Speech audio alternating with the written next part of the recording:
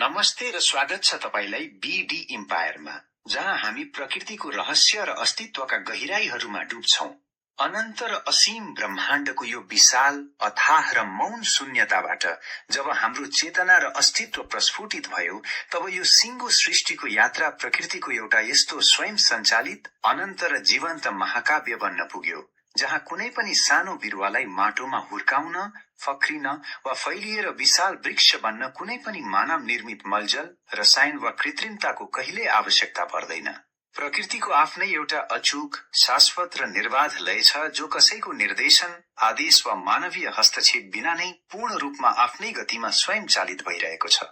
इतिहासका पानाहरू पल्टाएर हेर्दा ती महान प्रतिभाहरू, द्रष्टा, अन्वेषक र वैज्ञानिकहरू, जिनै हामी अत्यन्तै श्रद्धा र विस्मयका साथ जिनियस भन्छौं, चाहे उनीहरूले आफ्नो जीवनमा शाकाहार अपनाएका थिए वा मांसाहार, उनीहरूको जीवनशैली जस्तोसुकै भए पनि उनीहरू कसैले पनि प्रकृतिको यो सनातन नियम विरुद्ध जाने वा यसलाई फेर्ने दुस्साहस कहिल्यै गरेनन्। उनीहरूले त केवल यही प्राकृतिक लयलाई मौनतापूर्वक गहिरो एकाग्रता र समर्पणका साथ आत्मसात गरेका थिए। उनीहरूको त्यो असाधारण प्रतिभा केवल कुनै कडा भौतिक मेहनत वा बौद्धिक कसरतको मात्र परिणाम थिएन, बरु त्यो त उनीहरू यो धरतीमा लिएरै जन्मेको त्यो दिव्य नियति थियो, जसलाई समयको रचना हुनुभन्दा धेरै पहिले नै सर्वोच्च विधानले लेखिसकेको थियो।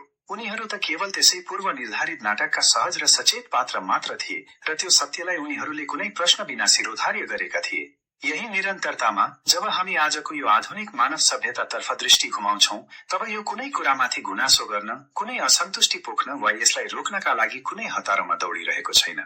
यो सिङ्गो भागदौड, यो जीवनको अनन्त संघर्ष वा यो प्रगतिको अथक दौड, यो कुनै रिस, प्रतिशोध वा असन्तुष्टिको उपज होइन। यो त केवल त्यसै महासंसारको आफ्नै सनातन र अपरिवर्तनीय नियम हो, जहाँ जसरी, जति बेला र जहाँ जसरी पुग्नु छ, त्यो गति त्यसरी नै कुनै अवरोध बिना आफ्नै प्राकृतिक बहावमा निर्बाध रूपमा चलिरहेको छ।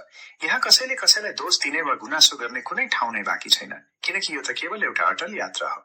आज हामी विकास र आधुनिकताको नाममा जुन अनन्त यात्रामा हिँडिरहेका छौं, र प्रकृतिका जुन अनगिन्ती नियमहरू हाम्रो वरिपरि घटित भइरहेका छन्, यी मेरा वा तिम्रा मात्र होइनन्। यी सबै बाह्य घटनाहरू कुनै विरोध, गुनासो वा कुण्ठा बिना आफ्नो सुनिर्मित र तय गरिएको लयमा अघि बढिरहेका छन्। यहाँ कसैले पनि यसलाई रोक्ने वा बदलिहाल्ने सोच्न एउटा ठूलो भ्रम मात्र हो, किनकि जे जति भइरहेको छ त्यो त धेरै पहिले नै रचिएको त्यो विशाल र अपरिवर्तनीय पटकथाको एउटा अनिवार्य र अटल दृश्य मात्र हो। समय आफ्नो गतिमा बगिरहेको छ र यसको प्रत्येक पाइला पूर्व निर्धारित छ। त्यसैले चाहे मानव सभ्यताको अन्तिम घडी होस्, विनाशको संहार होस् वा फेरि कुनै नयाँ युगको भव्य बिहानी होस्, जीवनको साँचो असाधारणता भनेको आफूलाई यो सिङ्गो सृष्टिको मालिक, स्वामी वा सर्वेसर्वा ठान्नु कदापि होइन, बरु यसको साँचो अर्थ त आफूलाई यस प्रकृतिको एउटा सचेत, नम्र, मौन र करुणामय हिस्साको रूपमा पूर्ण रूपमा स्वीकार गर्दै बग्नु हो।